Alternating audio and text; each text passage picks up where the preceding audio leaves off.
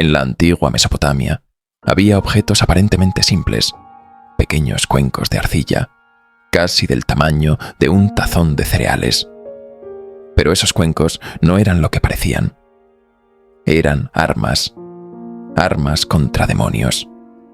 Entre los siglos V y VII después de Cristo, cientos de estos llamados cuencos de encantamiento fueron enterrados bajo los pisos y la entrada de los hogares, cada uno cubierto con líneas de texto mágico que giraban en espiral hacia el centro, donde solía aparecer la figura de un demonio, a veces encadenado. Ese dibujo era la advertencia, el recordatorio de lo que el conjuro estaba diseñado para someter. Y aquí ocurre algo aún más extraño. Muchos de estos conjuros parecían dirigirse específicamente a un enemigo temido, una entidad femenina que aparece una y otra vez. Su nombre, Lilith. Quizá conoces la historia clásica de Adán y Eva, pero según ciertos relatos medievales, la historia no empezó ahí. Antes de Eva, se decía que hubo otra mujer, una mujer demoníaca, una figura peligrosa, una sombra que generó tal miedo que comunidades enteras acudieron a la magia para protegerse de ella. Pero, ¿quién era realmente Lilith? ¿De dónde salió esta idea? ¿Y por qué, durante miles de años, tantas culturas la consideraron una amenaza real? Para empezar, los rastros más antiguos del nombre Lilith nos llevan miles de años atrás, hasta la demonología mesopotámica. Su nombre, según muchos especialistas, proviene del término sumerio Lil, que suele traducirse como viento o espíritu, y de las palabras acadias Lilu y Lilitu, usadas para referirse a demonios masculinos y femeninos. Pero aunque tenían nombre, sabemos muy poco de cómo se imaginaba exactamente a estos seres en la antigua Mesopotamia. Lo que sí sabemos es que los textos médicos acádicos los culpaban de todo tipo de enfermedades y dolencias. En ellos, los demonios actuaban según el sexo de la víctima. Lilu actuaba contra las mujeres. Lilitu actuaba contra los hombres. Un texto médico, por ejemplo, describe convulsiones y síntomas extraños, y luego da la explicación. Si una mujer sufre estos signos, es obra de Lilu. Si le ocurre a un hombre, es por Lilitu. No era un misterio médico, era un ataque demoníaco. Y los textos no paran ahí. Otro escrito afirma que los demonios Lilu causaban fiebres intensas. Dice así: sí, al afligirle, la persona grita: «Mis entrañas, mis entrañas», si abre y cierra los ojos sin control. Si tiene fiebre, si las puntas de los dedos de manos y pies están frías. Y si, al intentar hablarle, no responde. Entonces, la causa, dicen, es la mano de Lilu. Otros textos mesopotámicos antiguos dan un paso más y señalan que los demonios Lilu no eran simples criaturas del caos, sino los espíritus frustrados de jóvenes que murieron demasiado pronto, antes de amar, antes de casarse, antes de sentirse completos. Al no haber vivido plenamente, estaban condenados a merodear entre los vivos, buscando desesperadamente aquello que nunca tuvieron. Estos relatos hablan con especial detalle de mujeres jóvenes que murieron antes de conocer la intimidad o de tener hijos, y que atrapadas en ese estado incompleto, acechaban a hombres jóvenes por las noches. Un texto lo dice sin rodeos. Ardat Lili se cuela por la ventana de un hombre. ¿Quién era esta figura? Una joven que no estaba destinada al matrimonio. Una joven que nunca quedó embarazada. Una joven cuyo broche de ropa un buen hombre nunca aflojó. La Ardat Lili, o doncella Lili, era considerada un espíritu errante, asociado a influencias nocturnas perjudiciales.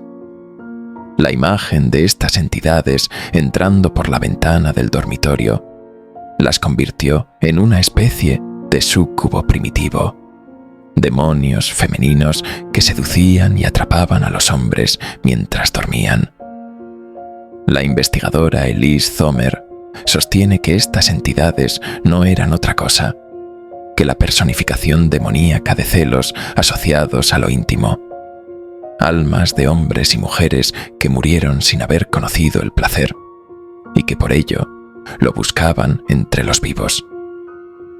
¿Y cómo se defendían de ellas? De una manera que hoy parecería extraña, pero que para ellos tenía sentido, realizando un matrimonio simbólico entre dos figuras demoníacas. Los rituales ordenaban crear figuras de un demonio, Lilith masculino y otro femenino, y unirlos en matrimonio. Con esto, se esperaba que ambos demonios encontraran su propia pareja y perdieran interés por los humanos. Durante mucho tiempo, algunos estudiosos pensaron que el famoso Relief Borni, una figura femenina alada de la iconografía babilónica, era la representación de Lilitu. Hoy, la mayoría coincide en que probablemente es Ishtar u otra diosa, no un demonio. Y aquí viene algo crucial. Hasta este punto no estamos hablando de una única Lilith, sino de una categoría de demonios. Un tipo, no un personaje. La Lilith como figura individual, con identidad propia y una historia definida, solo aparecerá más tarde en las tradiciones judías. Pero incluso en esta etapa temprana, estas múltiples Lili, Lilitu y Ardat Lili están sentando las bases de lo que más adelante se convertirá en una de las figuras más fascinantes y temidas. Un poema épico titulado Gilgamesh y el árbol Julupu, que data de alrededor del año 2000 a.C., parece mencionar a una figura demoníaca llamada Lilake, aunque muchos expertos discuten si esa es realmente la traducción correcta. Hay algo en lo que sí coinciden. La Lilith que conocemos hoy probablemente tomó forma a partir de otra figura mucho más temida en Mesopotamia, la Mashtu, una diosa demoníaca que no necesitaba presentación. Todos sabían quién era, todos sabían qué hacía. Se la temía como una amenaza para los recién nacidos y para las mujeres en trabajo de parto. Era la pesadilla de las familias en una época donde dar a luz era literalmente jugarse la vida. Los arqueólogos han encontrado decenas de amuletos diseñados exclusivamente para proteger contra ella. Y en muchos de esos amuletos, la Mashtu aparece retratada con rasgos inquietantes. Cabeza de león o de ave, cuerpo cubierto de plumas, garras en lugar de pies.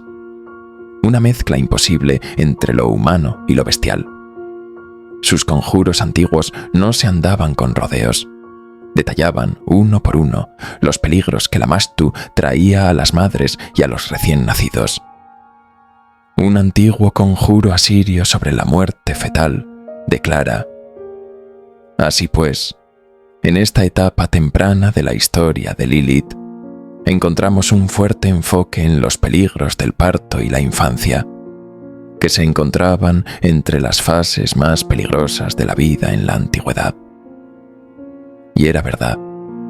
Aunque reconstruir estadísticas antiguas es casi un rompecabezas, el asiriólogo Jonathan Volk estima que la mortalidad infantil rondaba entre el 20% y el 30% en el mundo premoderno. La mortalidad materna, seguramente, también era altísima. Ante miedos tan profundos, tan humanos, nacieron demonios que los personificaban. Así aparecieron Lilitu y la Mashtu, encarnando la ansiedad por la vida que apenas empezaba y que podía terminar de un momento a otro. Y con el tiempo, en la tradición judía, Lilith terminó representando una mezcla de distintas entidades, una presencia ligada a riesgos para los más pequeños a energías oscuras relacionadas con la intimidad y a fuerzas nocturnas que acechan a los desprotegidos. Pero aquí viene lo interesante. La famosa historia de Lilith como la primera esposa de Adán no aparece en la Biblia hebrea. No está. Jamás se menciona.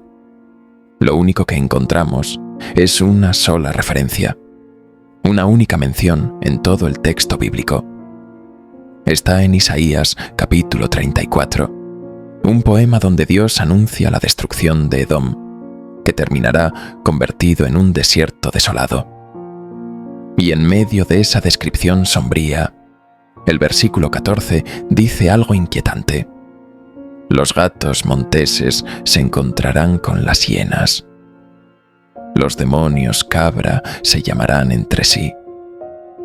Y allí también Lilith reposará y encontrará un lugar donde descansar. Nada más, ni explicación, ni detalles, ni advertencias. Lo cual nos dice algo poderoso. El público de la época ya sabía quién era Lilith. Sabían lo suficiente como para que el autor no tuviera que añadir ninguna aclaración. Pero leyendo entre líneas, Lilith aparece como un ser salvaje, un espíritu que deambula sin problemas por tierras arrasadas, un demonio que se siente en casa en el desierto. Aunque aquí surge un problema.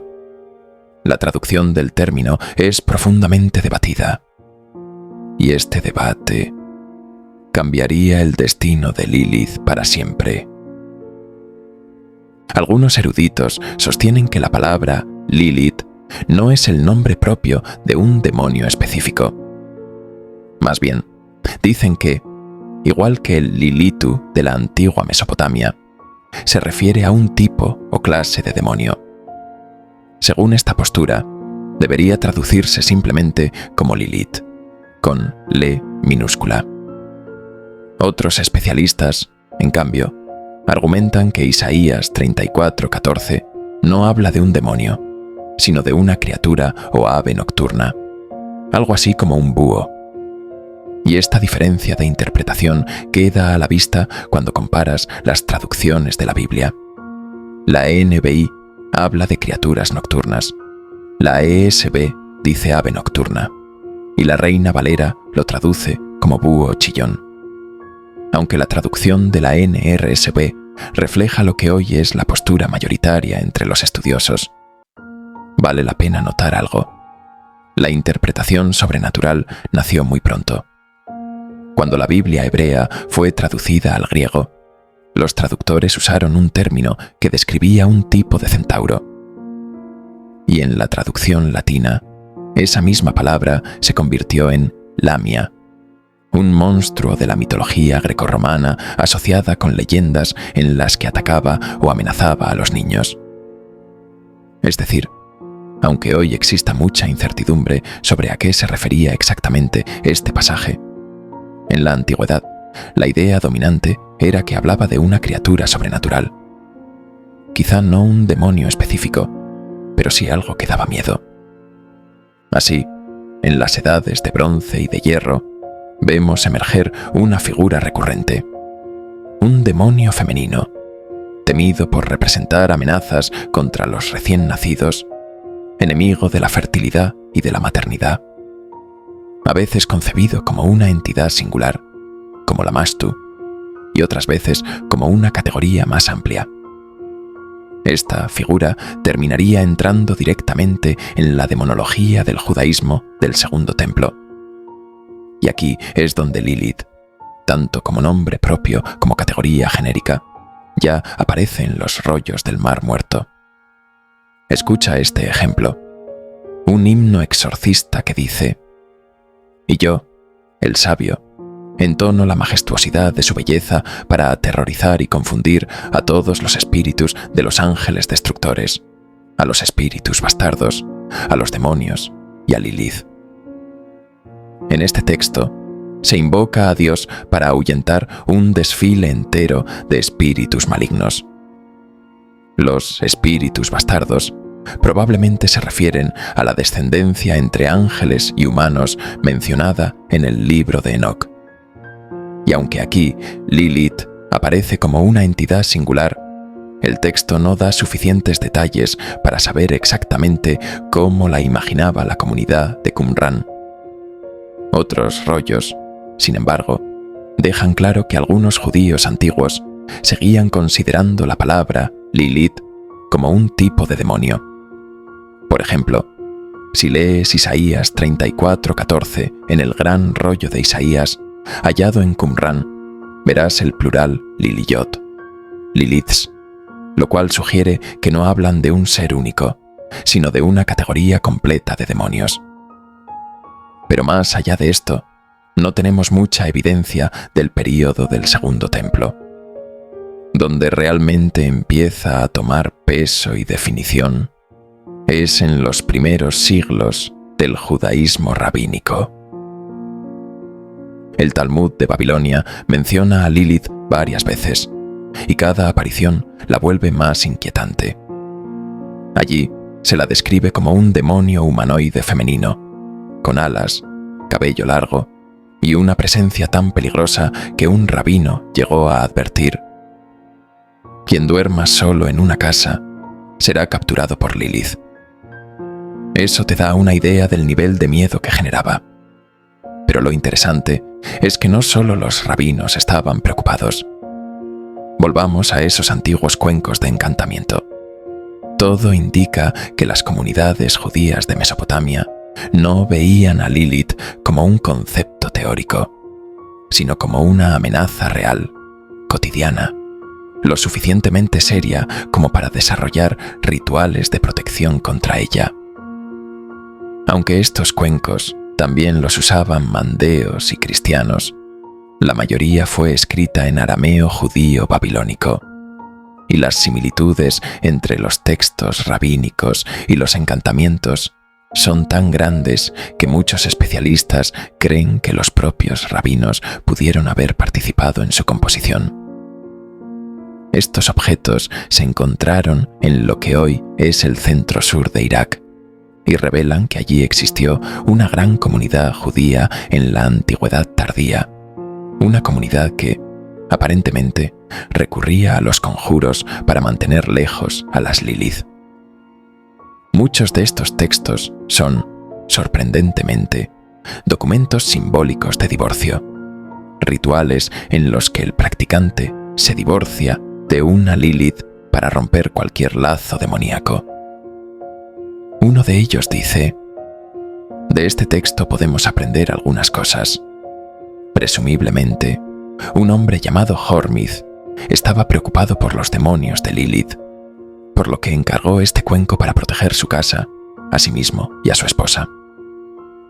Aquí Lilith aparece mencionada de forma genérica, no como un individuo único, sino como una clase de demonio. De hecho, este conjuro menciona a una Lilith con nombre propio, Lilith Paladá. Del mismo modo que demonios como Belcebú o Asmodeo reciben nombres, algunas Lilith también los tenían. Y no solo eso, los textos muestran que se creía que podían ser masculinas o femeninas, lo cual nos conecta directamente con los demonios mesopotámicos Lilu, masculinos, y Lilichu, femeninos. Sin embargo, según el erudito Nama Belazni, incluso hablar de masculino o femenina puede ser engañoso. El sexo de los demonios Lilith era ambiguo. Podían transformarse según la víctima. Y un cuenco lo dice de forma directa. Uno de estos amuletos, diseñado para proteger la casa de una mujer llamada Efra, declara: contra las Liliths que rondan esta casa, que violentan, pisotean, azotan y mutilan, que se aparecen a los humanos, a los hombres con apariencia de mujer y a las mujeres con apariencia de hombre, con la fórmula que he escrito contra ti, malvada Lilith, sea cual sea tu nombre. Efra tenía claro que las Lilith no eran un solo demonio, sino una especie entera, capaz de cambiar de forma, de adaptarse, de engañar. Y por eso necesitaba protegerse. Bien, Hemos recorrido un viaje enorme en este video. Desde los desiertos de la antigua Mesopotamia hasta los primeros siglos del judaísmo rabínico. Y, a lo largo de 2500 años, hay un patrón que se repite casi como una sombra persistente. Figuras demoníacas asociadas con amenazas contra los más vulnerables y con conductas perturbadoras que impactaban profundamente a las personas. Es una idea sorprendentemente constante. Pero ahora fíjate en lo que no aparece por ninguna parte. La famosa idea de que Lilith fue la primera esposa de Adán no existe en ninguno de estos textos antiguos. Cero. Nada. Ni una pista. Entonces, ¿de dónde salió?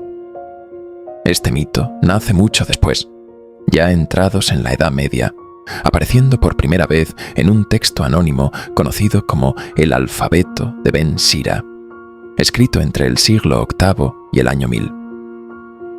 Allí, el autor decide expandir la historia del Edén que conocemos del Génesis.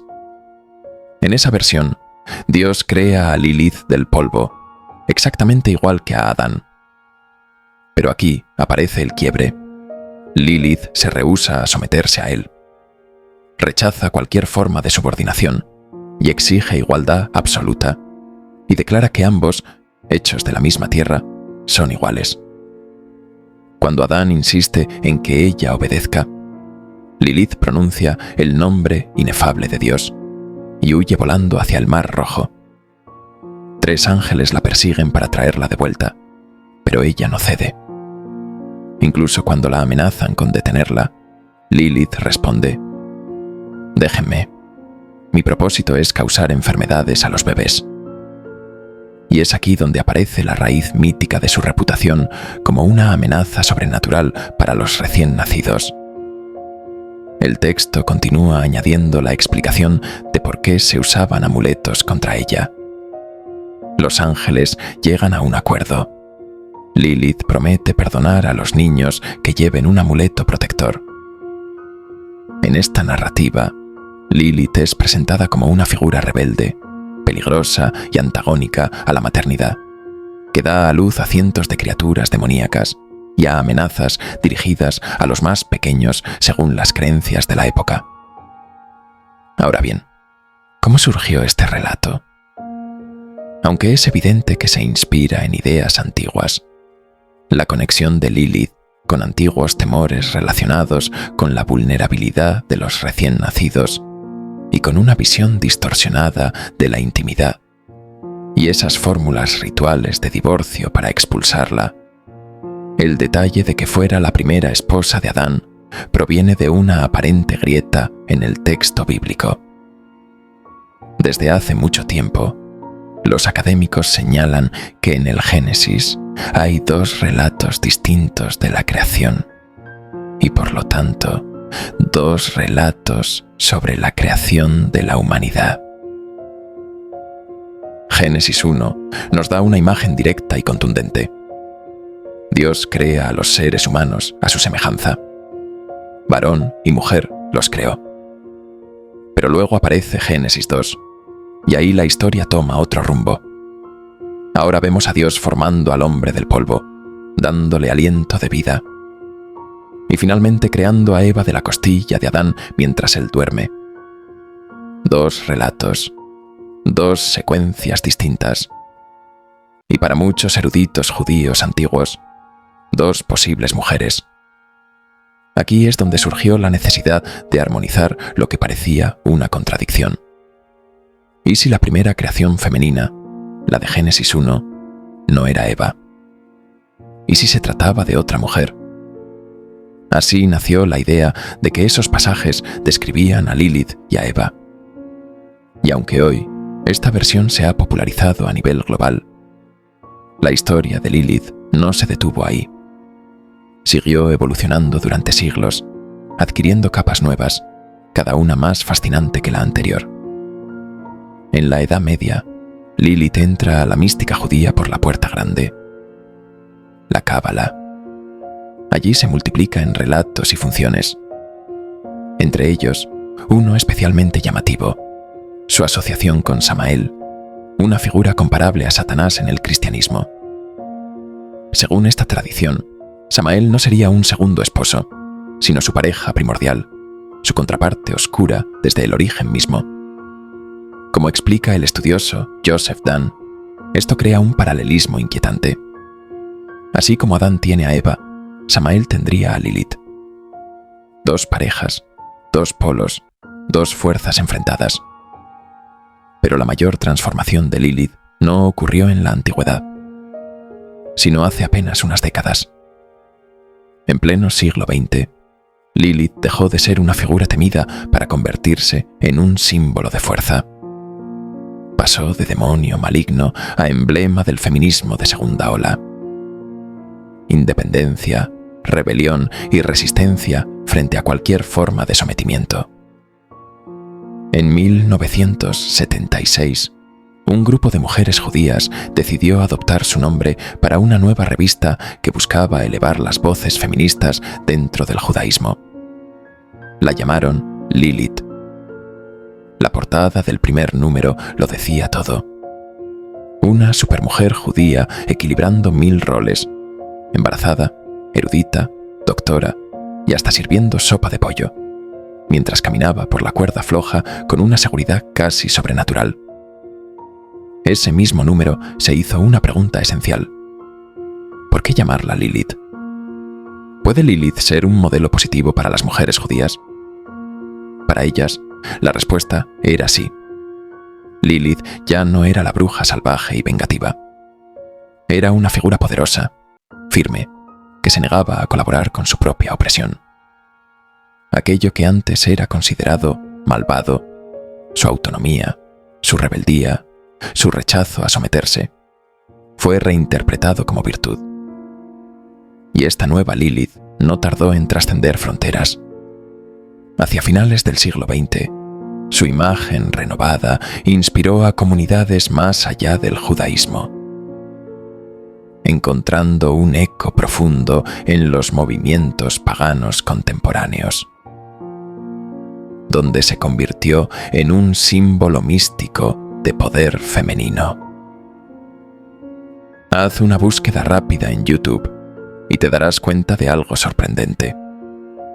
Hoy, en pleno siglo XXI, hay brujas contemporáneas enseñando cómo trabajar con Lilith en rituales diarios, como si se tratara de una guía práctica de cocina espiritual. Y esta reinterpretación moderna no es un fenómeno aislado. También se ha filtrado en la cultura popular de forma silenciosa pero poderosa. Fíjate en este detalle. El nombre Lilith empezó a escalar de manera vertiginosa en los Estados Unidos. Según los principales sitios web de nombres para bebés, en 2010 ocupaba el puesto 900 entre los nombres más usados para niñas. Para 2022 ya había saltado hasta el puesto 270. Algo cambió. Algo en su historia empezó a resonar con la sensibilidad contemporánea. Y aquí es donde se vuelve fascinante. Durante casi toda su existencia, unos 4000 años, Lilith fue presentada como una presencia oscura, peligrosa, especialmente temida por mujeres y recién nacidos. Una figura malévola, un nombre que evocaba advertencias, amuletos y conjuros. Pero de pronto, en el siglo XXI, ocurre el giro más irónico de toda su narrativa. Lilith deja de ser un monstruo y se convierte en un símbolo. No en un símbolo del miedo, sino del poder. Un personaje moldeable que tras milenios de oscuridad se transforma en un arquetipo de independencia, rebeldía y resistencia. Y su mito, lejos de desvanecerse, demuestra ser increíblemente flexible, capaz de reinventarse una y otra vez para reflejar lo que cada época necesita ver en ella. Después de recorrer miles de años de historia, rituales, temores y mitos, una cosa queda clara: Lilith no es solo un personaje. Es un espejo, un reflejo de cómo distintas culturas han expresado sus miedos, sus ideas sobre el poder, la maternidad, la sexualidad, la rebeldía y finalmente sobre la libertad. Lilith cambió, porque nosotros cambiamos. Y quizá más que un demonio, lo que siempre representó fue la parte humana que las culturas no sabían cómo nombrar.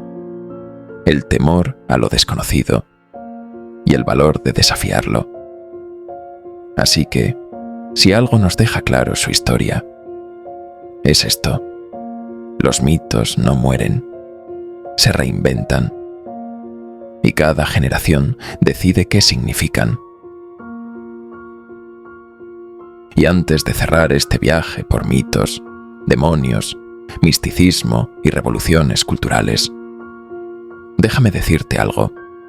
Si esta historia te atrapó, si te sorprende cómo una figura nacida en la oscuridad pudo atravesar 4 milenios para transformarse, renacer y reclamar un nuevo significado, entonces este canal es para ti. Aquí exploramos las sombras, la historia y los misterios que han moldeado nuestro mundo. Así que suscríbete y activa la campanita, porque cada semana desenterramos relatos que, igual que Lilith, han cambiado de forma, pero aún tienen mucho que contar. No te quedes fuera. Únete a quienes no temen mirar más allá del mito.